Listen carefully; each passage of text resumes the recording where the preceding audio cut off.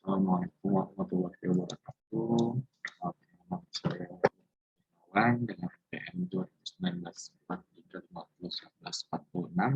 Di sini saya akan menjelaskan tentang tugas saya untuk dengan judul Sistem Pengadaan Barang Rumah Tangga di instalasi rawat inap Rumah Sakit Bayangkara tingkat 1 Polri. Perusahaan kita akan langsung menuju ke analisis permasalahan. Suatu organisasi, proses sistem bisnis berjalan,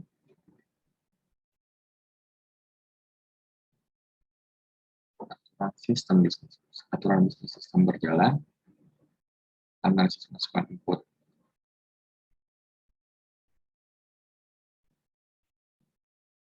Ya, analisis permasalahan. Saya mengambil judul ini karena proses pengadaan barang rumah tangga untuk keperluan ruang instalasi rawat inap masih bersifat manual. Menyebabkan kinerja staf ruangan dapat melakukan pengadaan barang rumah tangga membutuhkan waktu lebih lama, tidak dapat menghasilkan laporan yang baik dan akurat. Berdasarkan permasalahan di atas, maka dapat diatur dengan menggunakan analisis PIS sebagai berikut. Untuk meningkatkan performa, meningkatkan informasi, ekonomi, kontrol, efisiensi, servis, atau pelayanan. Alternatif pemecahan masalahnya, sistem yang dibuat membantu staf ruangan dalam menerapkan sistem baru yang lebih efektif dan dapat menyimpan informasi pengadaan barang rumah tangga instalasi rawat inap ke dalam database yang pengarsipannya dilakukan dengan media elektronik sehingga tidak memerlukan lokasi penyimpanan seperti sebelumnya. Program yang mampu mengolah data pengadaan barang rumah tangga instalasi rawat inap dengan baik seperti dalam penyimpanan data yang lebih aman, guna menghindari dan mengurangi kesalahan dan kelemahan yang saat ini terjadi pada ruang instalasi rawat inap Rumah Sakit Bayangkara Polri.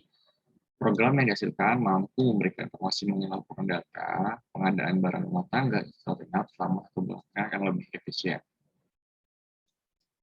Aturan bisnis sistem yang diusulkan, prosedur login staf ruangan, membuka aplikasi sistem pengadaan barang rumah tangga instalasi rawat inap Rumah Sakit Bayangkara tingkat 1 Polri dengan memasukkan username dan password, kemudian login. Lalu sistem akan mengecek apakah username dan password benar atau salah. Jika username dan password benar, maka sistem akan masuk dalam menu aplikasi. Maka sistem siap digunakan atau dijalankan. Staf ruangan bisa langsung menggunakan atau menjalankan aplikasi tersebut. Prosedur kedua adalah prosedur pendataan stok barang, di mana petugas gudang memeriksa ketersediaan barang. Lalu setelah petugas gudang memeriksa ketersediaan barang dan stok barang, staf gudang akan menginput data tadi ke dalam sistem. Setelah petugas gudang menginput data tersebut, maka sistem akan menampilkan form isian stok barang. Lalu petugas gudang kemudian menginput data stok barang menyimpan dalam sistem akan menyimpan data stok barang ke dalam database stok barang dan proses pun selesai. Lalu prosedur pendataan permintaan ruangan, di mana staf masing-masing ruangan memeriksa ketersediaan sisa barang, di mana pengajuan permintaan barang ini dilakukan setiap sebulan sekali. Setelah staf ruangan memeriksa ketersediaan barang dan data permintaan ruangan, staf ruangan akan menginput data permintaan ruangan ke dalam sistem. Setelah staf masuk ke ruangan, akan menampilkan form isian permintaan ruangan. Lalu staf ruangan kemudian menginputkan data permintaan dan kemudian menyimpan ke dalam sistem. Sistem akan menyimpan data permintaan ke dalam database permintaan ruangan dan proses pun selesai. Lalu ada prosedur pembuatan laporan.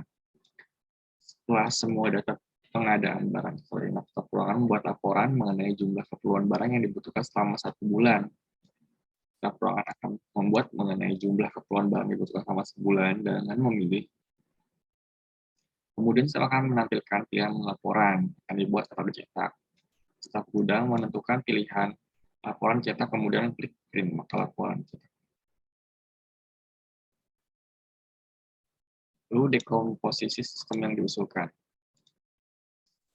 Dimana ini ada prosedur login itu kita ada 3 login, ada staf ruangan tadi, staf ruangan rawat inap, lalu prosedur login untuk petugas gudang, lalu prosedur login untuk admin.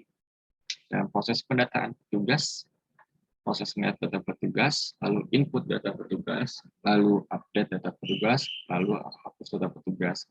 Di proses permintaan barang, kita punya proses melihat data permintaan, input data permintaan barang, update data permintaan barang, lalu hapus data permintaan barang.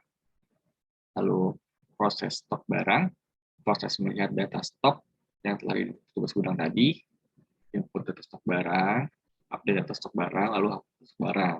Lalu akan ada proses pengadaan barang di mana ini akan dilakukan distribusi barang yang telah diminta oleh ruangan dengan input tadi oleh petugas gudang.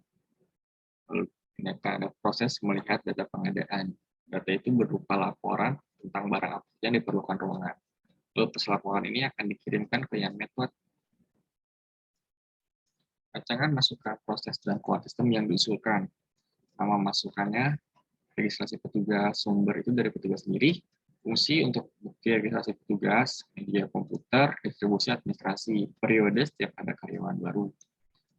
Data stok barang, nama masukan data stok barang, tugas gudang, komputer sebagai informasi ketersediaan barang, distribusi hasil linap, periode setiap ada penambahan atau stok barang. Rancangan proses, yang pertama ada proses permintaan barang, nama masukannya, penginputan permintaan barang, sumber hasil linap, medianya komputer, fungsi sebagai pendataan daftar permintaan barang, distribusi petugas gudang, periode setiap melakukan permintaan barang. Laporan stok barang, backup stok barang, sumber stok barang, media komputer, fungsi perhitungan stok barang, distribusi tujukan kepada admin dan network, periode setiap ada keluar atau masuk barang. Laporan data permintaan barang, laporan masukkan laporan data permintaan, sumber data permintaan barang, media komputer, fungsi laporan data permintaan, distribusi petugas gudang dan network, periode setiap kali dibutuhkan. Diagram alih data di AD sistem yang diusulkan diagram. Sini kita ada 4 entitas dan 1. Di mana admin akan data petugas rawat inap, data petugas gudang, data permintaan barang. Lalu data admin, data keluar. Lalu akan ada laporan ke petugas yang network. Data flow diagram level 1.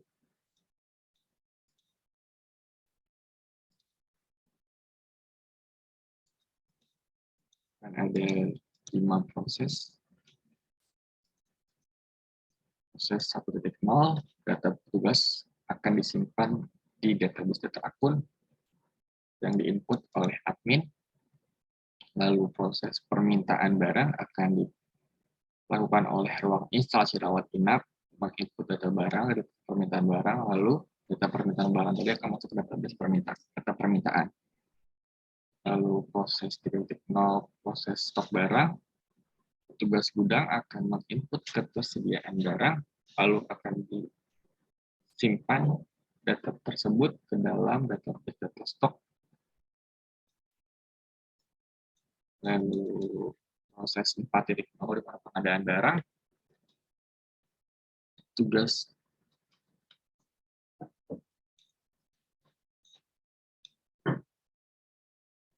gudang akan mendapat data permintaan barang dari proses 2.0 di dalam data permintaan ini.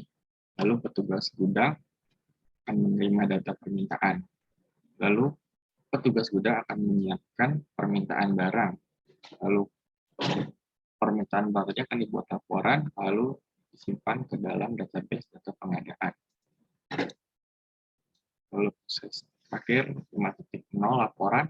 Laporannya akan diajukan kepada admin, akan disimpan sebagai arsip rumah sakit, dan akan diberikan kepada network selaku kepala pelayanan medis dan perawat, karena ruang instalasi rawat inap ini termasuk di bawah tanggung jawab dari bagian tersebut.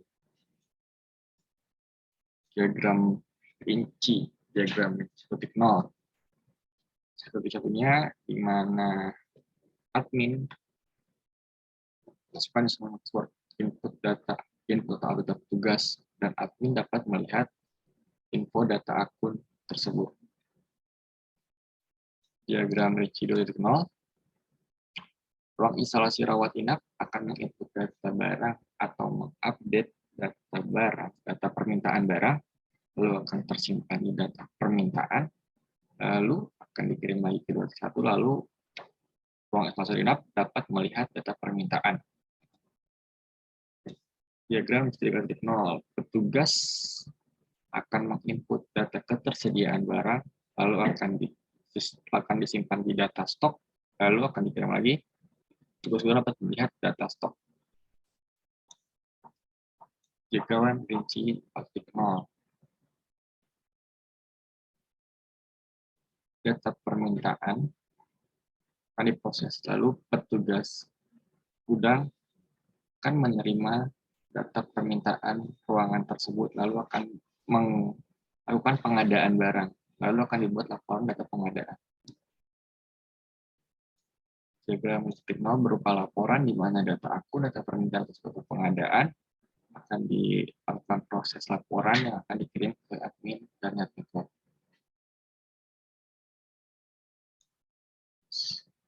Terima kasih atas kesempatan saya sebelumnya. Assalamualaikum warahmatullahi wabarakatuh.